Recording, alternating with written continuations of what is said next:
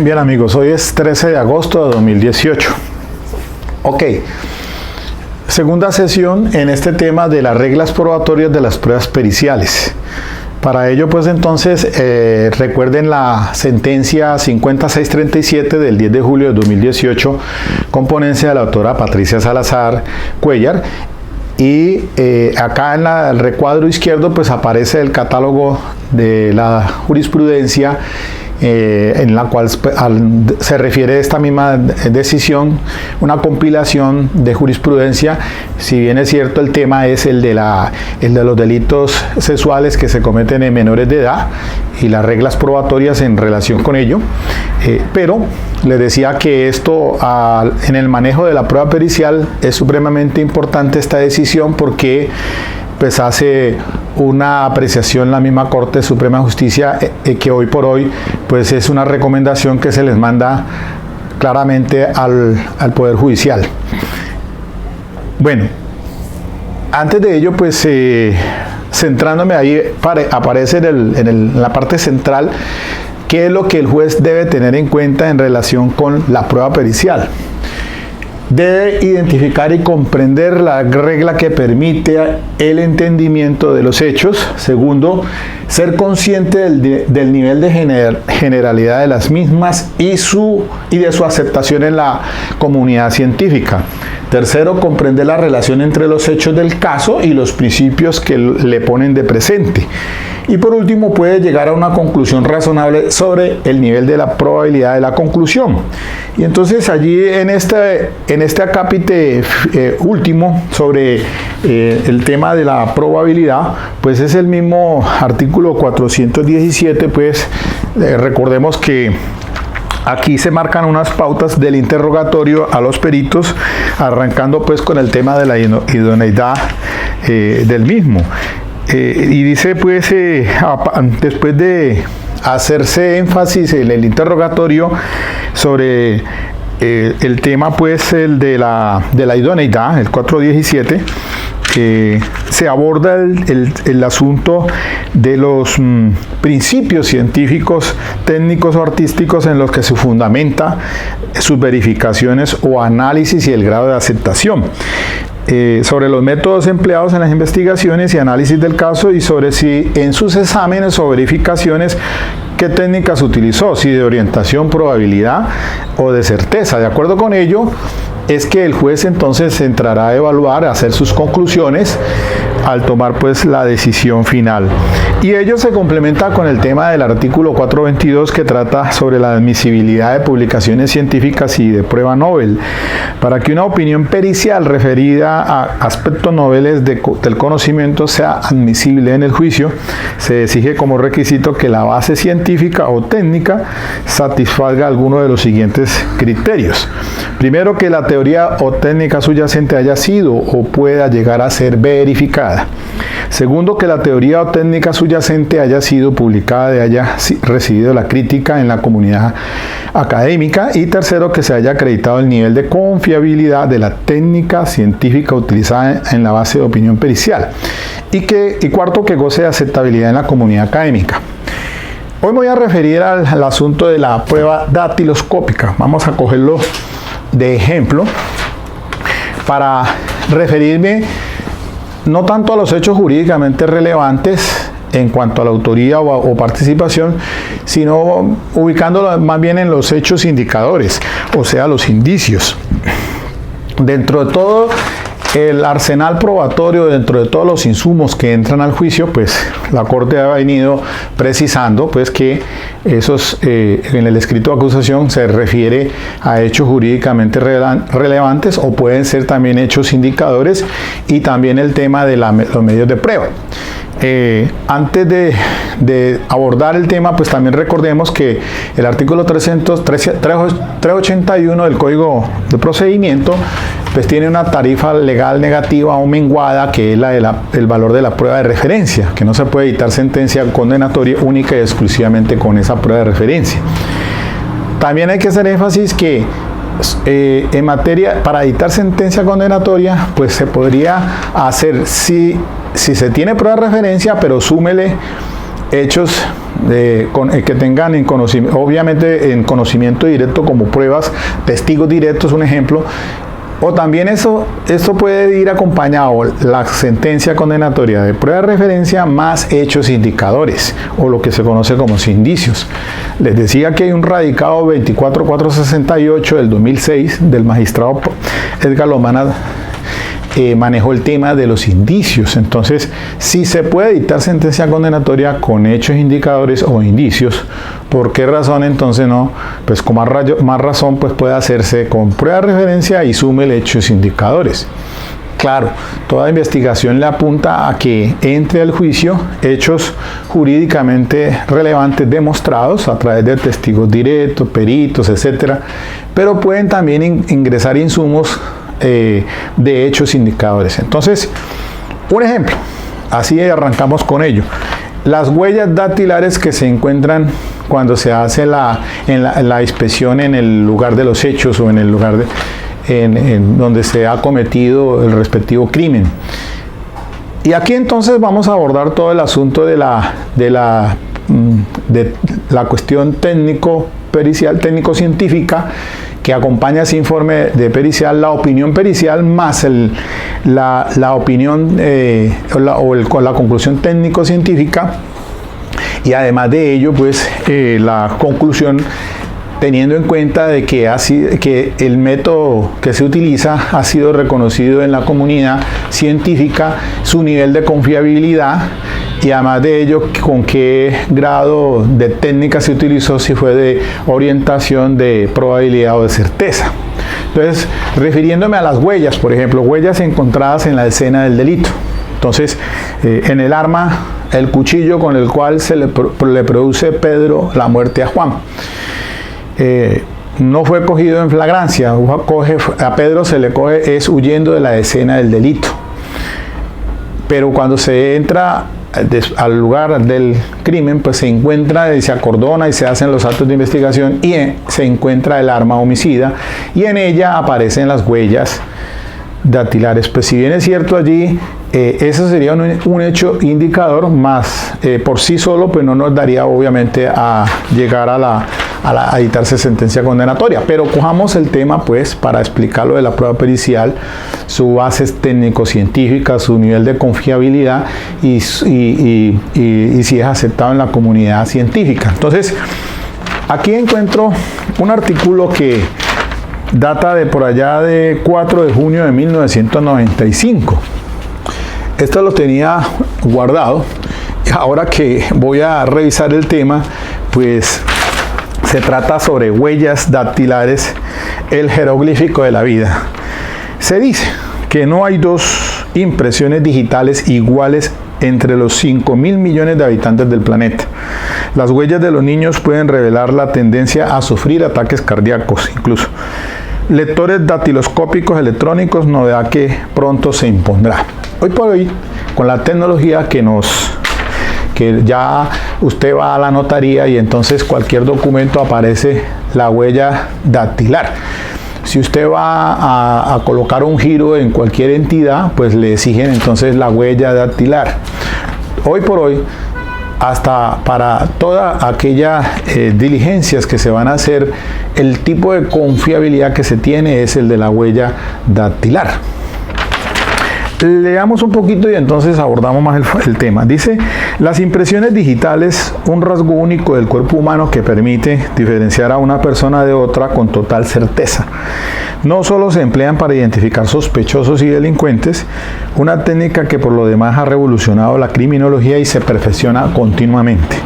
Las aplicaciones no policiales de los jeroglíficos grabados en nuestros dedos aumenta día a día. Las huellas dactilares humanas pueden ser reconocidas desde los 6 meses de vida del feto hasta los 6 meses después de la muerte de la persona. El dibujo de las yemas de los dedos es individual e inmutable durante toda la vida. Mire, entonces la característica especial es individual y es inmutable durante toda la vida, no cambia. Entre los más de 5.000 millones de habitantes, y esto estoy hablando de hace 20 años, pues ya son más, no existen dos individuos con la misma impresión digital, todas son diferentes. Los estudios de los papilas dactilares se remontan a 1680, cuando un anatomista francés descubrió que los 10 dedos de sus manos tenían huellas distintas. Y en 1890 el inglés Francis Galton profundizó esos estudios. Después en 1892 el yugoslavo argentino Juan Bucetich aplicó la técnica dactiloscópica a la identificación policial, práctica que rápidamente se extendió por todo el mundo. De manera que ahí fue cuando ya se comenzó a aplicar pues para temas de identificación policial. Cuando los peritos examinan dos impresiones dactilares para comparar lo que ha sido recogida en la escena de un acto delictivo con la que está registrada en los archivos policiales, verifican punto por punto los detalles morfológicos, la cantidad de crestas epidérmicas, la localización y la forma de las líneas que se bifurcan y otros aspectos de cada huella. Aunque se puede comparar hasta un centenar de detalles dactilares diferentes, la correspondencia de 25 puntos claves basta para verificar una identidad con seguridad. La probabilidad matemática que dos dedos de personas diferentes tengan los mismos dibujos dactilares es casi inexistente. Esto es aceptado en la comunidad, miren, es aceptado en la comunidad académica el nivel de confiabilidad. Ya tenemos unos referentes técnicos científicos. La informatización ha permitido perfeccionar mucho esta técnica de identificación. El corazón de la mano para dactiloscopia no es siempre sinónimo de criminología.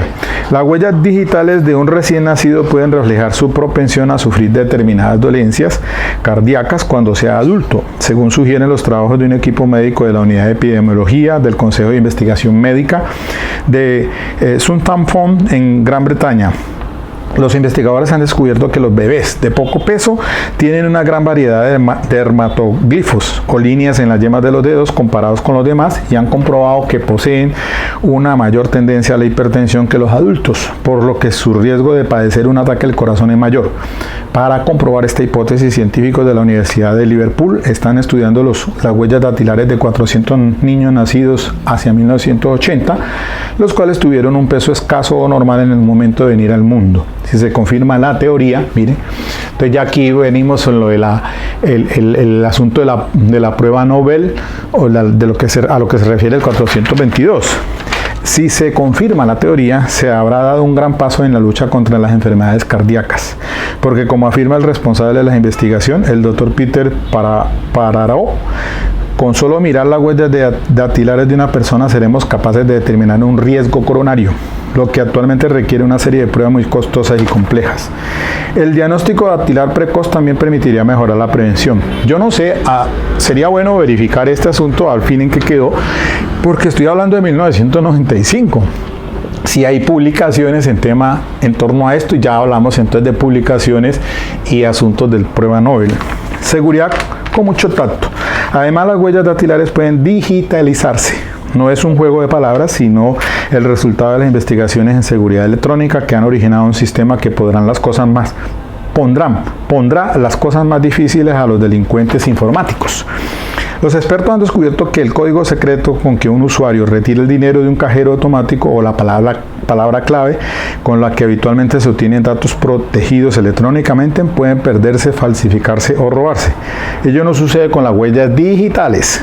En varios países se utiliza el lector electrónico de huella digital. Ya funciona en los bancos y pronto se sustituirá a la llave de contacto de los automóviles. El funcionamiento del sistema es sencillo. Un aparato digitaliza, convierte en un lenguaje electrónico y almacena en un fichero de ordenador las huellas dactilares de las personas a las que se otorga acceso a un sistema informático. Cuando el usuario quiere acceder a la información o a una base de datos, solo tiene que colocar su dedo sobre el lector y pulsar su código secreto. En pocos segundos, un sistema electrónico comprueba si su huella es idéntica a la muestra almacenada en un ordenador. Este sistema puede combinarse con tarjetas, chip, códigos secretos y otros elementos de seguridad según sus fabricantes. Por último, detectives químicos. Mientras la dactiloscopia policial no deja de avanzar, Estados Unidos, Gran Bretaña, Alemania, Japón y España tienen dispositivos, sistemas automáticos de identificación dactilar, con las siglas SAID, conectados a potentes ordenadores que permiten comprobar huellas digitalizadas con enorme celeridad y precisión. Un nuevo equipo puesto en el mercado por una multinacional norteamericana permite detectar y procesar las huellas digitales en el lugar del crimen. El dispositivo, un nuevo portátil con la forma y el tamaño de una estilográfica, se coloca frente al área que se desea inspeccionar y después se lo acciona para que lo rocíe con el vapor que emite. El vapor, que contiene una tintura fluorescente, reacciona químicamente con la humedad de las huellas dejadas por los dedos, haciéndose visibles las impresiones dactilares que pueden verse y fotografiarse en 30 segundos.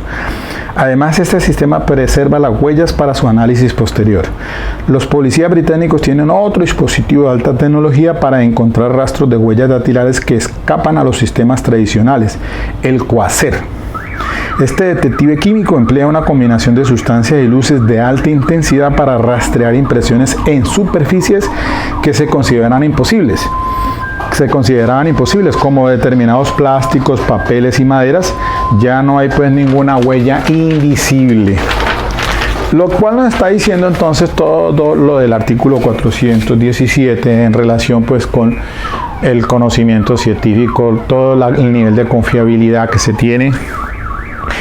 Luego, el perito balístico, el experto en lofoscopia, llevado al juicio a fin de demostrar que esa huella que se encontró en el arma homicida corresponde a la del acusado, es un hecho indicador de que por lo menos estuvo en la escena del delito. Ya eso es más que diciente. Y ese perito que ingresa al juicio oral es supremamente importante porque miren ustedes todo el tema de lo que pues puede arrojar cuando a las preguntas que se le hace por parte del fiscal y en el contrainterrogatorio que va a hacer la defensa, van a arrojar entonces todas las luces para que el juez, a la hora entonces de tomar su decisión, lo haga teniendo en cuenta pues lo que ha dicho la Corte Suprema de Justicia ahora en esta reciente decisión, que en materia de prueba pericial el juez debe entonces es identificar y comprender la regla que permite el entendimiento de los hechos y lo que aparece allí, pues ser consciente del nivel de generalidad de las mismas y su aceptación en la comunidad científica.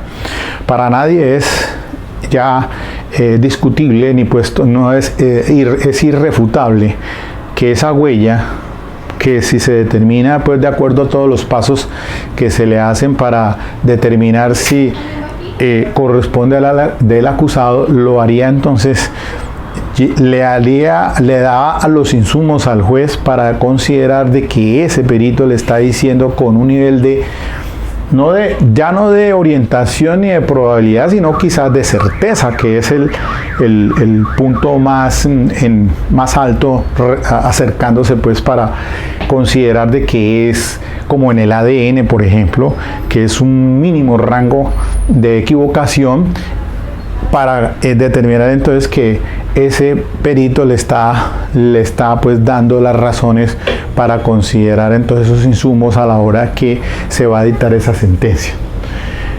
Que comprenda la relación entre los hechos del caso y los principios que le pone presente y que pueda llegar a una conclusión razonable sobre el nivel de probabilidad de la conclusión.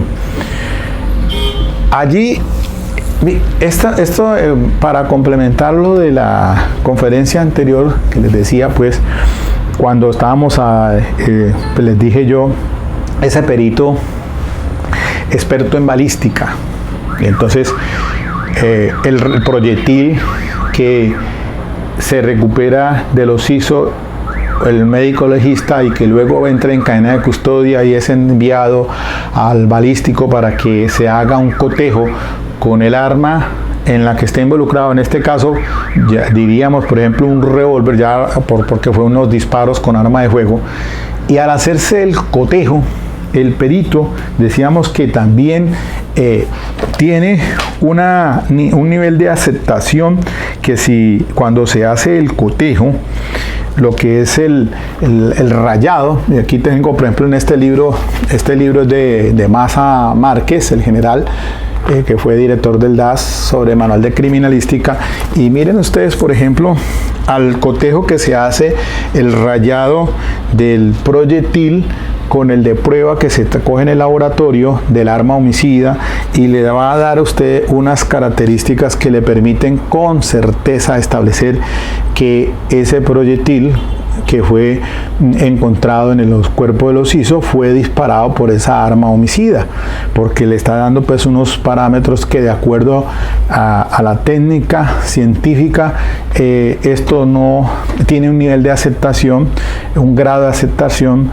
y que cuando al perito se le pregunte pues qué nivel, qué técnica utilizó, si de orientación, probabilidad o de certeza, muy seguramente le va a decir pues que es de certeza, porque tiene todos los aparatos en el laboratorio que le permiten dar una conclusión con mucha alta probabilidad, o pues, quizás con certeza, de que realmente ese proyectil que se recupera en el cuerpo de los CISO sí efectivamente fue accionado de esa arma homicida. Y es un perito que ya entonces le está pues metiéndose no tanto en los hechos, le está dando otros insumos como hechos indicadores también, para que el juez entonces entre finalmente a concluir y pueda hacer que ya tenga una prueba directa, un testigo que haya tenido conocimiento directo. ¿Y por qué no sigamos con los hechos indicadores? Si es cogido en flagrancia por la policía al momento de salir raudamente de la escena del delito, pues el policial constituye otro testimonio directo de que a ese señor lo cogieron huyendo de la escena del delito, y le va a dar pues obviamente otros hechos indicadores de que realmente pudo ser el causante de los disparos que le produce la muerte a una persona. Entonces, cada cosa, miren ustedes que la Corte está diciendo, bueno, cuando se llega a esa preparatoria hay que explicar entonces sucintamente, sin enredarse mucho, para qué y por qué es que se va a llevar ese perito, por qué lo va a necesitar y qué va a demostrar en el juicio oral con él. Simplemente decir pues obviamente que ese perito pues tiene una opinión pericial en relación con un proyectil que se recuperó en el cuerpo de los CISO, y que con él entonces se va a establecer que fue disparado por el arma que tenía en su poder los CISO cuando huía de la escena del delito, y se va a lograr demostrar entonces su autoría o participación. Lo mismo entonces con lo del perito en lofoscopia, para indicar pues que efectivamente con ese perito se va a llevar a juicio oral, porque él fue el que hizo ese dictamen, su base de opinión pericial, de acuerdo a la técnica científica, y que permite llegar a la conclusión de que efectivamente corresponde al arma homicida, en este caso el cuchillo, en la que aparecían huellas dactilares, o lo mismo de un revólver, ¿no? Porque también puede ser, en estas armas se pueden lograr huellas dactilares para su respectivo estudio en laboratorio. Bueno, mis queridos amigos, quería complementar de esta manera un poco más, porque pues sí, efectivamente la Corte ha hecho énfasis pues que en esto de la base fáctica del dictamen y la explicación de la conexión que existe entre la fase fáctica y la técnico-científica del dictamen. Y entonces se hace énfasis también en la Corte Suprema de que cómo pues de qué manera entonces, en qué momento, que es esencialmente en la preparatoria donde se debe hacer la solicitud para que se practique esa prueba pericial con la que va a llevar a una hipótesis factual al juicio oral. Mire que dice por acá esta sentencia 5637, dice: en síntesis, la admisibilidad de la prueba pericial está supeditada a reglas como las siguientes. Primero, la parte debe argumentar la pertinencia, lo que supone una explicación sucinta del sentido de la opinión que emitirá el experto. 2. Además de establecer la necesidad de la prueba pericial en los términos del artículo 405, deben considerarse los parámetros establecidos en el artículo 376 sobre la admisibilidad, orientados a evaluar si con el dictamen podrá obtenerse mayor claridad o no. Si por el contrario, el mismo puede generar confusión, sin perjuicio de establecer si su relevancia para la solución del caso se aviene al tiempo judicial que habrá de destinarse para su práctica. Un tercer punto dice: la prueba pericial será admisible si se establece la confiabilidad de la base técnico-científica, lo que no tiene mayor dificultad cuando se trata de teorías o técnicas consolidadas, pero requiere del cumplimiento de los puntuales requisitos previstos en el artículo 422 sobre la prueba Nobel, cuando se trata de publicaciones científicas y prueba Nobel. Cuarto, el dictamen no puede ser utilizado como medio subrepticio para incorporar pruebas con violación del debido proceso. Quinto, debe demostrarse la idoneidad del perito, para lo que resulta imperioso anexar al informe los respectivos certificados, sin perjuicio de la posibilidad de demostrar este aspecto con el testimonio del experto, principalmente cuando se trata de personas que no cuentan con título legalmente obtenido, ¿no? Según el artículo 408. Sexto, a partir de estos parámetros el juez debe resolver sobre la admisibilidad de la prueba pericial. Séptimo, las partes tienen la carga de interrogar y contrainterrogar al perito en los términos del artículo 417 y siguientes de la ley 906. Eso en torno pues al asunto de la admisibilidad y el escenario que es esencialmente en la audiencia preparatoria. Excepcionalmente podría hacerse como prueba sobreviniente.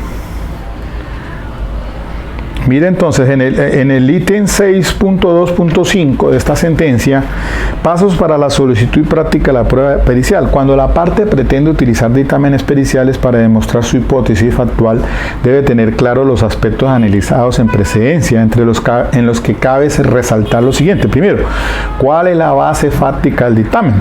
Segundo, ¿cómo pretende demostrar ese componente del dictamen? Tercero, ¿cuál es el hecho jurídicamente relevante o el hecho indicador que busca demostrar con la opinión? Cuarto, cuando pretende fundamentar su teoría del caso en prueba de referencia, debe precisar cuáles son los datos adicionales que se demostrarán con el experto, bien porque los haya percibido directa y personalmente o porque puedan acreditarse con su opinión. Quinto, tienen el deber de constatar si esa información es suficiente para cumplir el requisito previsto en el artículo 381, que es para dictar pues sentencia. Por acá hay otro asunto. Dice aquí, mire, en estos casos puede predicarse que el perito es testigo directo de ese hecho o dato que resulta relevante para el esclarecimiento de los hechos. Sin embargo, a la luz de lo precisado en el numeral 6.1, las partes en la preparación del caso y los jueces, al emitir la sentencia, deben constatar si el perito da cuenta de un hecho jurídicamente relevante o de un dato o hecho indicador, a partir del cual pueda inferirse uno de los presupuestos factuales de la consecuencia prevista en las normas penal. En el mismo sentido, la opinión del perito, que puede tener como base lo que presenció o la información suministrada por otros testigos. Puede referirse a un hecho jurídicamente relevante, por ejemplo, la muerte ocurrió a causa de los disparos. Eso lo diría el perito balístico, el perito médico legista que hizo el examen al occiso, el que va a decir, bueno, sí, consecuencia de los disparos, a consecuencia de esos disparos que le ingresaron en tal parte del cuerpo, fue que se le produjo el deceso a la persona. Es causa de la muerte. Eso ya es parte de un hecho jurídicamente relevante. O es un hecho indicador. Por ejemplo, con alta probabilidad la muestra de sangre examinada corresponde al acusado. Eso cuando de pronto hay una riña que él deja mancha en la camisa y que corresponde a la víctima, que la tiene el acusado en su camisa, entonces ya tenemos un hecho indicador. Y volvemos al tema del perito, en lofoscopia o datiloscopista a las huellas que encuentran en el arma homicida, pues efectivamente va a concluirse que pues esa huella aparece en esa arma y que eso pues con otros insumos u otras pruebas pues nos va a decir que efectivamente el acusado fue el que disparó el arma homicida o que estaba por lo menos en su poder. Entonces allí el juez es el que tiene que hacer ese tipo de deducciones. En este orden de ideas, cuando las partes y o el juez aducen que el perito, psicólogo o cualquier otro experto es testigo directo, tiene la obligación de precisar cuál es el hecho o relato o el dato percibido en los términos del artículo 402. Entonces se dice que la prueba pericial es apta y directa, pero en el caso, por ejemplo, del perito, el médico legista que examina el occiso, pues él va a hacer una opinión pericial en relación con las causas de la muerte de esa persona. Él no se va a referir a que quién le dijo, quién fue el que le disparó, no. Él le hace la opinión pericial en relación con ese cuerpo, el obitado, al que le hace el estudio, esa es su base de opinión pericial, y las conclusiones que se produjo el deceso a consecuencia de los disparos producidos por arma de fuego. También que se le encontró un proyectil en el cuerpo del occiso que lo envió en cadena de custodia al balístico. Si el balístico se sienta, entonces va a decir efectivamente que su base de opinión pericial directa es en relación con el estudio al proyectil. Entonces sobre ese es que hará las conclusiones. Lo mismo el perito datiloscopia, el datiloscopista o lofoscopia que está haciendo su base de opinión periciales en relación con las huellas que encontró en el arma homicida y determinar si esas huellas pertenecen a la persona que es acusada. Entonces son hechos o bien jurídicamente relevantes, como en el caso del occiso, el médico legista sobre el cuerpo del cadáver, causa de la muerte, y acá pues diríamos que entonces hechos indicadores. Entonces ya una cosa es pues muy diferenciar eso para poder entonces el juez que entre finalmente a resolver pues con qué insumos que ingresaron al juicio oral, con qué pruebas entraron al juicio oral, con qué elementos de prueba es que cuenta, si son cuáles son de acuerdo con el 402 de conocimiento directo, porque una cosa es el testigo que vio que Pedro le dispara a Juan, ese tenemos un testigo directo, pero el testigo que dice que Pedro salió corriendo del lugar de los hechos, pues si él tiene conocimiento directo en relación con la huida de la escena del delito, que nos estaría dando un hecho indicador de que de pronto pues que está relacionado con lo que se está investigando. Entonces ahí hay que tener una situación muy clara en torno a ello para cuando se trata de hacer la solicitud en la audiencia preparatoria. Mire, por acá también dice en otra parte la sentencia de la Corte, dice, en síntesis, frente a la base fáctica del dictamen, cabe resaltar lo siguiente. Primero, salvo que el perito sea llevado a juicio con el único propósito de explicar unas determinadas reglas técnico-científicas, para que el juez las aplique a una específica realidad fáctica, los expertos suelen emitir opiniones sobre unos hechos en particular. Segundo, la base fáctica del dictamen puede coincidir con hechos que integran el tema de prueba. Tercero, la base fáctica puede demostrarse con el testimonio del perito cuando éste ha tenido conocimiento personal y directo de la misma, como sucede con las observaciones que hace el médico legista en el cadáver de la víctima, a partir de los cuales emite una opinión sobre las causas de la muerte. También puede demostrarse con las pruebas. Bueno, cuarto, también puede demostrarse con las pruebas legalmente practicadas en el juicio oral. Aquí entonces viene un asunto que el perito puede referirse a lo que dicen esos testigos en el mismo juicio oral. Y entonces ponen el ejemplo de un accidente automovilístico donde se produjo la muerte de una persona. Primero declaran a los testigos que han tenido conocimiento directo a qué velocidad venía el vehículo, todos los detalles que el perito es en el mismo desarrollo del juicio oral dar su base de opinión pericial con respecto a esas declaraciones que están dando dentro del juicio oral. No las hace antes, ni ha rendido un informe pericial como normalmente suele hacerse del artículo 415, sino que también lo puede hacer ese perito. Una vez transiten los testigos, él finalmente puede ingresar a que dé una base de opinión pericial respecto de eso que están declarando en el juicio oral. Es aquí hay algo que no la teníamos tampoco tan clara.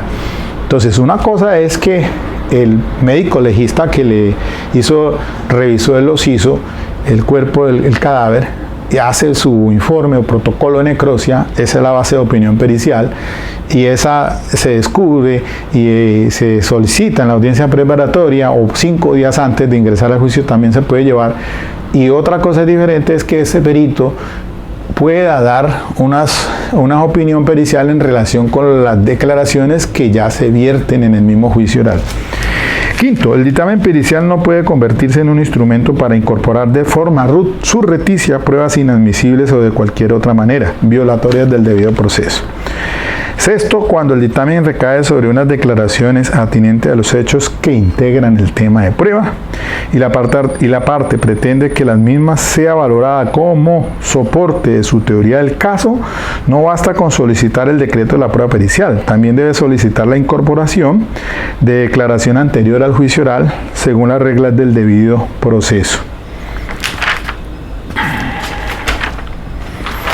Sí, entonces miren ustedes, mis queridos amigos, que es muy importante esta decisión de la Corte Suprema de Justicia porque encausa o marca unos lineamientos muy claros en relación entonces con el tema de la base de opinión pericial técnico-científica y de la solicitud probatoria que se debe hacer esencialmente ahí en la audiencia preparatoria. El por qué y el para qué sucintamente es que se va a llevar ese perito sin dar lugar a enredarse ni a hacer análisis de contenido de lo que va a decir allá en el juicio oral. Para eso, en el juicio oral es que realmente se harán las oposiciones respecto a ese testigo si realmente tiene un conocimiento directo a través de las objeciones en el contrainterrogatorio.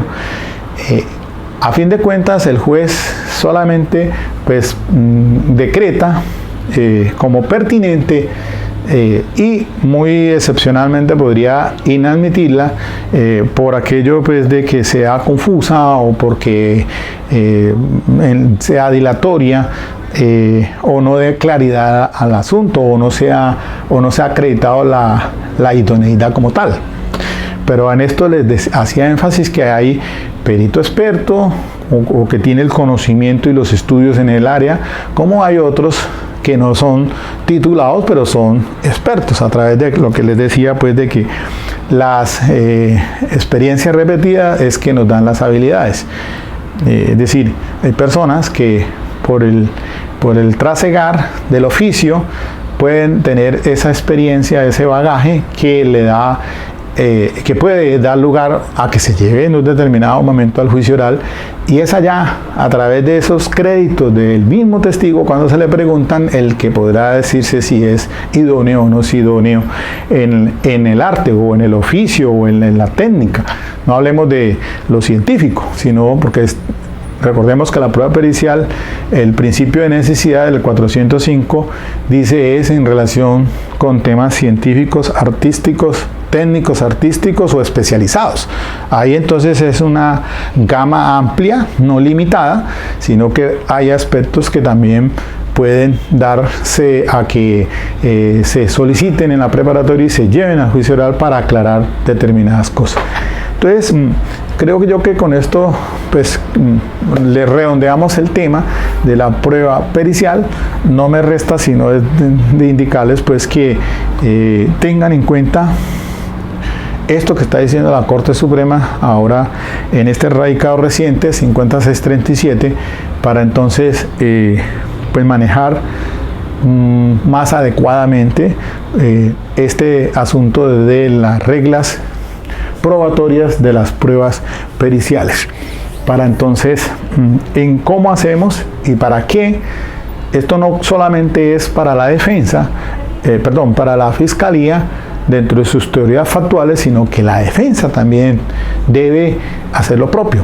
Y están diciéndose pues que la Corte Suprema, que el fiscal acompañado de su personal del CTI, expertos, peritos, personal capacitado, al igual la defensa hoy por hoy debemos estar acompañados también de expertos o personas investigadores. Ya hay diferentes pool de investigadores de los cuales pues nos pueden acompañar para una presentación de una hipótesis factual alternativa a la de la fiscalía, que nos dé pues un acompañamiento en el juicio oral tratando de esclarecer. Este es un sistema que hoy por hoy tiene esas exigencias.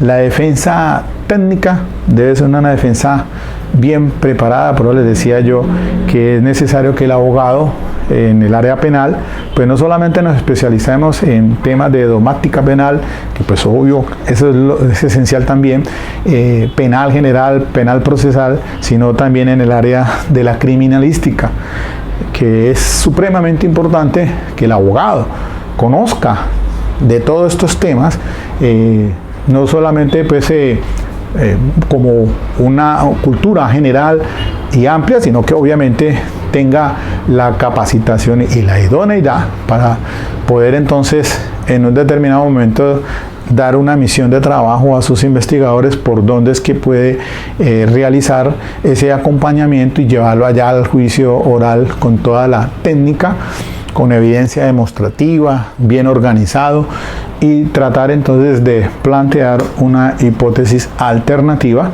Recuerden que se sopesan son las hipótesis en el juicio oral, ¿no?